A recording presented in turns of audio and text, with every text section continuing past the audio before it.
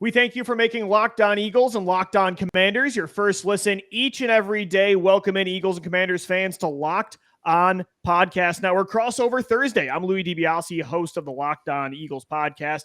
He's Chris Russell, host of Locked On Commanders. Today's episode of Crossover Thursday is presented by Prize Picks. Prize Picks is daily fantasy made easy. Pick 2 to 5 players, and if they score more or less than their Prize Picks projection, you can win up to 10 times your money on your entry. First-time users can receive a 100% instant deposit match up to $100 with the promo code LOCKEDON. That's prizepicks.com, promo code LOCKEDON. Chris, it's good to talk to you, man. First time in a long time. This is an NFC East rivalry that's always an important game. The 1-1 Commanders against the 2-0 Eagles in D.C., but it feels even more intense this year, obviously, with the quarterback story. Yeah, Louie, good to be with you as well. I guess we did a little preseason hit, which seems like forever ago now, but it's been a while since you and I have gotten to do one of these crossovers. So always good to be with you, and hope you're doing well. Yeah, I mean, this is interesting, because of the obvious storyline. A, it's a division game, of course. B, it's, one program that seemingly is always in quicksand or some sort of molassesy type substance, versus the Eagles, who had a quick rebuild for the most part, and are seemingly, in all accounts, heading in the right direction. But then you have the Carson Wentz storyline, right? It wasn't that long ago, of course, that Carson Wentz was actually quarterbacking for the Philadelphia Eagles at FedExField against the then Washington football team in Ron Rivera and Jack Del Rio's first game. And I'll never forget it because I was there. It was the first game of the COVID era. He went right down the field, bing, bang, boom, boom, boom, boom, boom, and then got sacked like 8,000 times in that game because the Eagles didn't have an offensive line. But Carson going against the Eagles for the first time since they dumped him. And of course, a lot of things have changed for the Eagles. A lot of things have changed for Carson. Hell, of course, he's been already through another team already. So it just adds to the juiciness, if you will, of the script. And that's cool, right? We all need a little something more than the all-22 tape.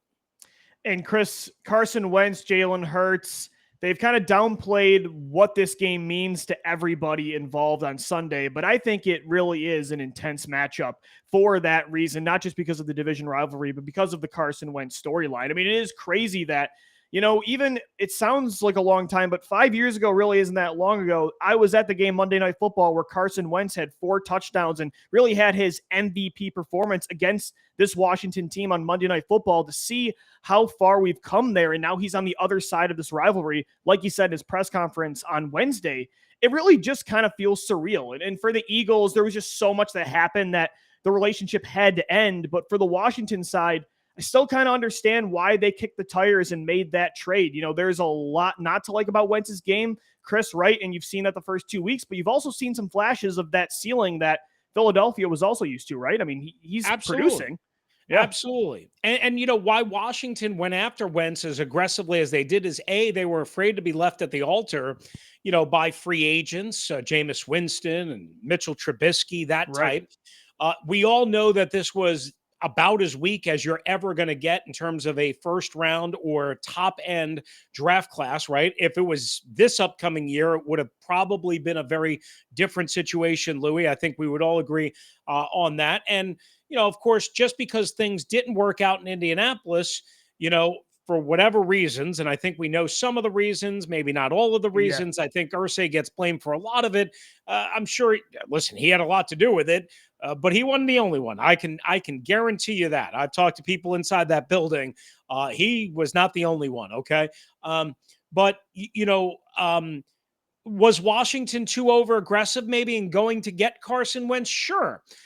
But ultimately, what they settled on, Louis, was somebody that they could control contractually and in terms of, hey, he didn't have a choice on where to go. It was either here or nowhere, right?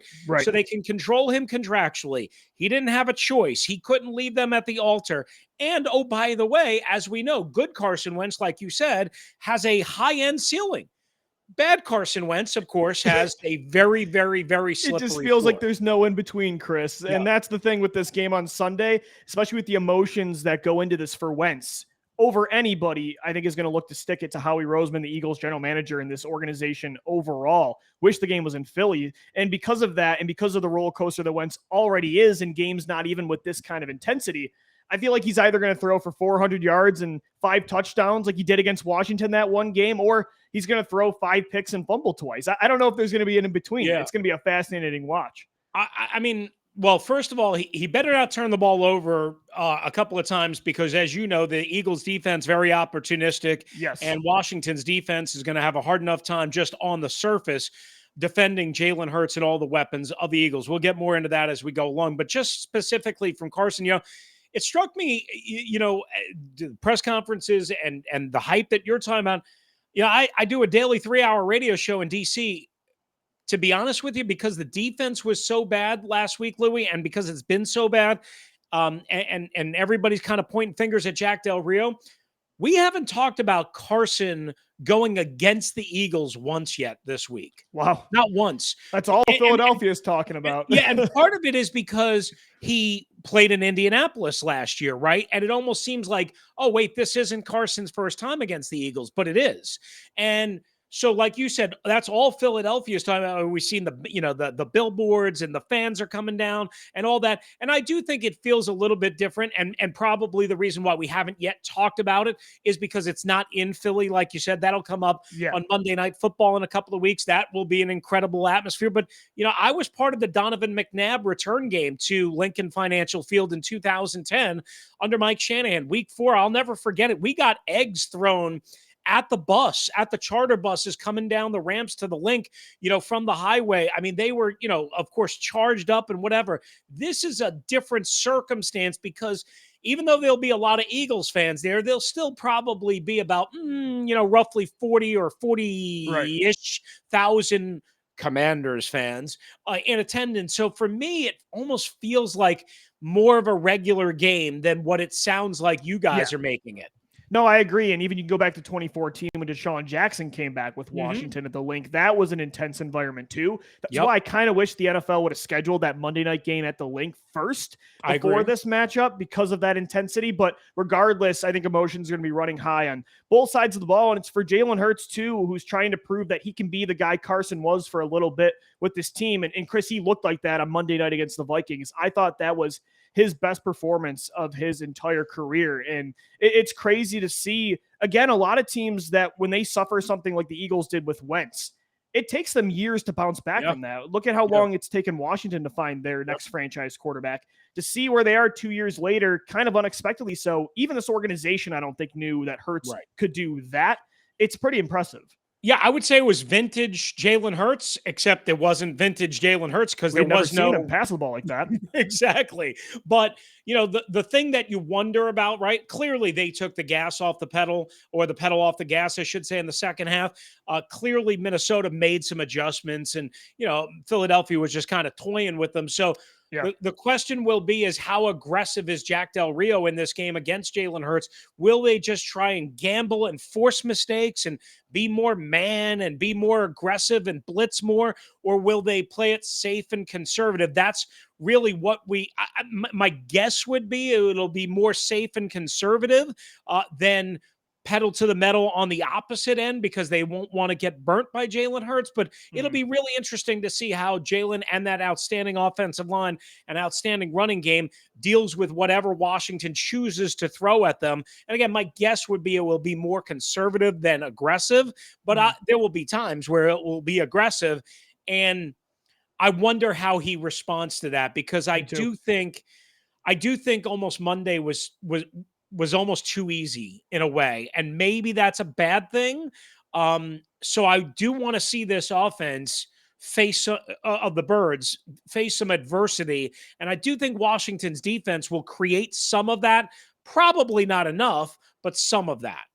We'll dive deeper into the matchups on both sides of the ball coming up next right here on Crossover Thursday. Locked On Eagles and Locked On Commanders. I'm Louie Dibiase. He's Chris Russell. Today's show is sponsored by Eugenics. Feeling like you just can't get in shape? It's not your fault. As men age, our body naturally loses free testosterone, the man hormone. It happens to every man. It can make it more difficult to stay in shape. and be energetic and active. Want more energy to counter that negative physical effects of aging? Nugenix Total T Testosterone Booster with Testofen will help you turn back the clock, re-energize your workouts, get you better results at the gym, and help you look and feel like the man you really want to be. Nugenix Total T contains man-boosting key ingredients like testofen. It's been validated in 5 clinical studies shown to boost free testosterone levels in men. Because Nugenix Total T boosts free testosterone that the aging process robs, you'll feel stronger, leaner, and you'll have more energy and drive. Nugenix Total T can help re-energize your life and helps you get back to the powerful, confident, good-looking warrior you used to be. Now, to get a complimentary bottle of Nugenix Total T, you can text NFL to 231-231. Text now and get a bottle of Nugenix Thermo, their most powerful fat incinerator ever, with key ingredients to help you get back into shape fast. Absolutely free. Text NFL to 231-231. Again, text NFL to 231-231. Message and data rates may apply. Terms apply. Available at nugenix.com/terms. All right, Eagles and Commanders fans, thanks for joining us on Locked On Crossover Thursday. Locked On Eagles and Locked On Commanders. I'm Louie Dibiase. He's Chris Russell. We got a big game coming up at 1 o'clock in Washington, D.C. on Sunday between the 2-0 Birds and the 1-1 Commanders. And Chris, there's a lot of matchups to look at for this game on both sides of the ball, but I think it might be a shootout. I mean, Jalen Hurts right now is number 1 overall in total offense through 2 weeks. Carson Wentz is 5th.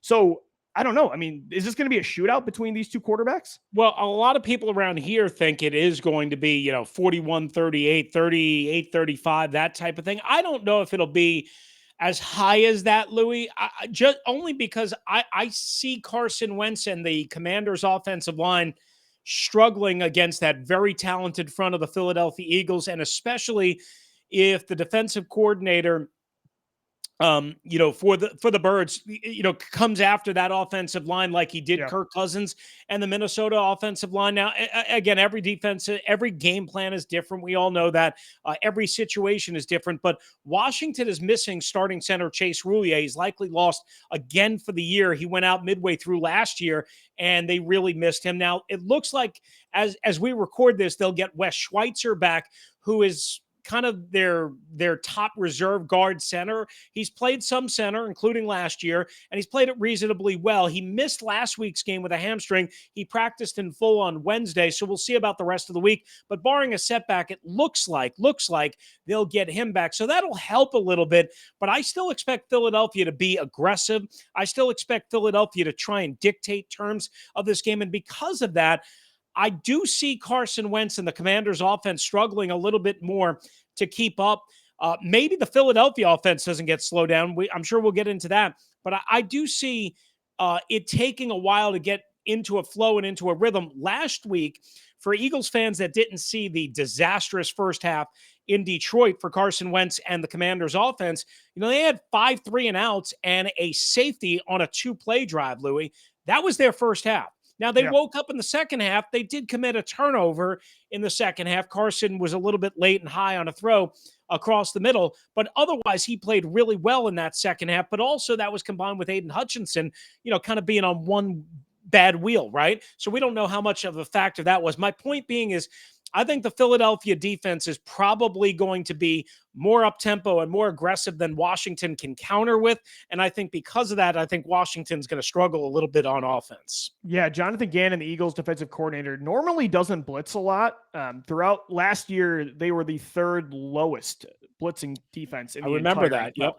But as you mentioned on Monday night against Minnesota, because the 4-man pass rush was not getting home to Jared Goff and the Lions week 1, he brought the pressure a lot. 10 blitzes on Kirk Cousins, who was pressured on 22% of his dropbacks in the game.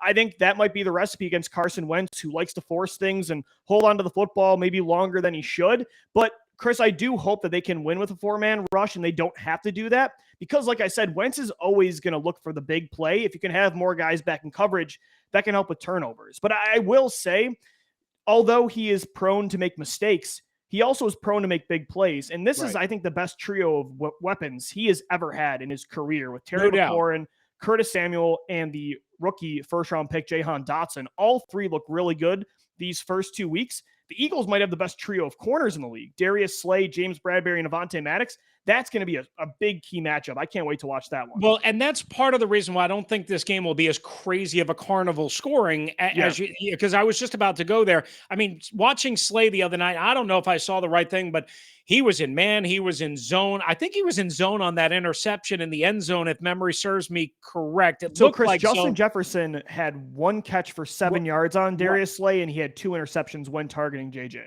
Right. And it looked like at times he was right on his hip, and at times he was kind of, again, playing a little bit off. You know, I don't want to get too Xy and O-y, but the point being is you couldn't play as any probably better as Darius Slay did. Now, does he repeat that on Sunday against, in all likelihood, Terry McLaurin? And you mentioned Curtis Samuel and Jahan Dotson. I think Jahan Dotson, like, one thing that I'm really curious, and you mentioned the matchup of Avonte Maddox in the slot, right? Yeah. Both of those players are really, really, really good, even though Jahan Dotson's only going into game 3. He's had incredible get-off moves inside the 5-yard line in both weeks for the Commanders, Jahan Dotson against nickel slot corners. So if he can do that again, that'll be really interesting to see if Carson can find him as they have the last and first 2 weeks of the season. Curtis Samuel was really good to start the year, had a touchdown also on a wheel route out of the backfield last week. So to me, it'll be about the totality of the weapons for the Washington Commanders. And again, if they can get better offensive line play while the Eagles pass rush is fresh, and if they can then again find those guys early in the game, get quick passes, quick hitches, quick slants, quick wide receiver screens, all of that stuff they didn't do, quite honestly, in Detroit. And then, Chris, when you flip the field and you look at how the Eagles offense will attack this Washington defense, it's going to be interesting. I think the Lions and Vikings had complete opposite approaches. The Lions were blitzing a lot and going after Jalen Hurts, whereas the Vikings were more daring him to throw the football, trying to keep him in the pocket, making the running lanes, cloudier. And that's the thing. Detroit sent the pressure at Hurts, but he managed to escape pretty much every time and made them pay with 90 yards on the ground and a touchdown. He still got his against Minnesota too with 2 rushing touchdowns, but I thought he tore up that soft zone coverage. I feel like with Washington, the key is still against Hurts, I would say, because it was only 1 week, is dare him to throw from inside the numbers with a 4-man pass rush. That'll be key, but I think maybe tighter coverage might be the recipe because Minnesota is playing off. And when you give guys like A.J. Brown, Dallas Goedert, and Devontae Smith free releases, or even Quez Watkins, who had a big touchdown, I don't know, that doesn't seem like the right blueprint. It'll be interesting to see how they attack Hurts compared to what Detroit did and what Minnesota did. I feel like a middle ground there. I'm totally with you. And that's why I was saying earlier, I don't know how they're going to, do it because they're mostly a zone. Like that. Washington is mostly a zone team, but it's not like they're good in zone. But they're mostly a zone team because Kendall Fuller really can't play man or play it well. Benjamin St-Juste and William Jackson III are more man press corners.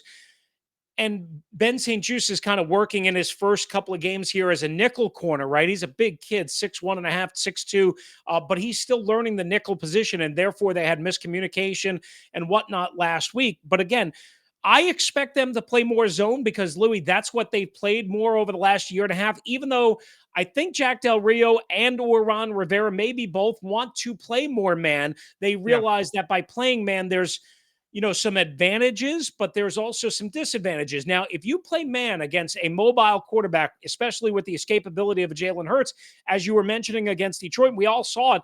Detroit would play man, they would blitz, they would pressure, and boom, Jalen Hurts would run right out of it. Well, again, Carson Wentz couldn't do that against that Detroit pass rush, so that's why that turned into a disaster.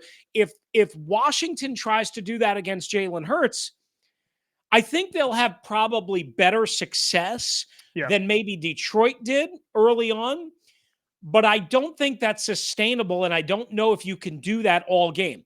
I wonder, this is me, I've talked to no coaches, I wonder if a guy like Jamin Davis, who is the oft-criticized rookie out of Kentucky, a second-year player out of Kentucky, I wonder if he's more like their spy type player because he's an athlete that somewhat can keep up with Jalen Hurts. Not that he can. Really, nobody can. But if there is one guy on that defense, he can. And he's better, I think, attacking and being aggressive as opposed to sitting back, again, playing zones and playing large areas of the field.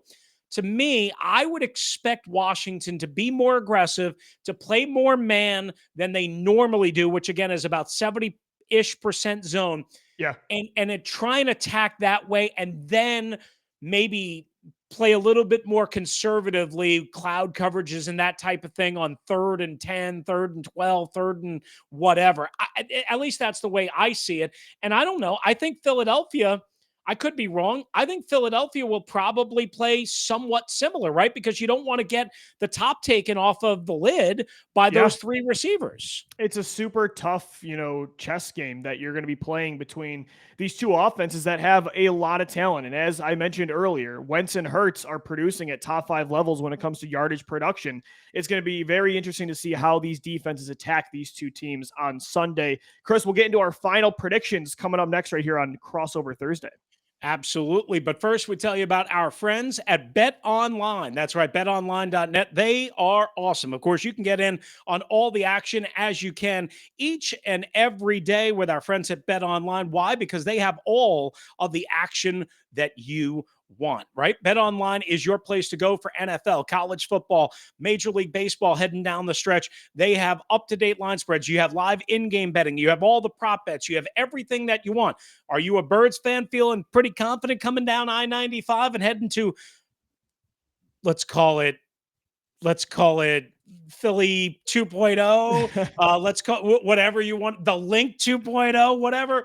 And maybe you want to take the Eagles minus the 6.5, kind of depending on where it ends. Or are you a Commanders fan or feeling the love for the Commanders and Commander Carson Wentz in the revenge game and take them a little bit? Or you can do individual props. You know the deal. Bet Online has it all for you. Again, whatever sport you're talking about, there's some huge college football games coming up, of course, this weekend, as there are, including on Thursday night.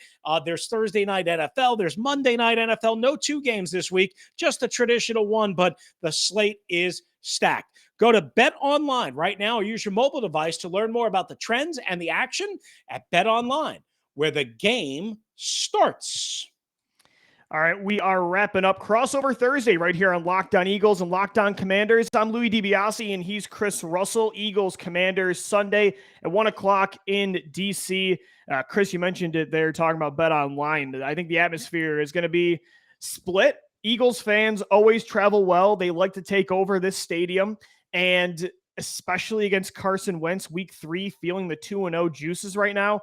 I think they're going to be getting down there. The Eagles are 6.5-point favorites right now, according to Bet Online.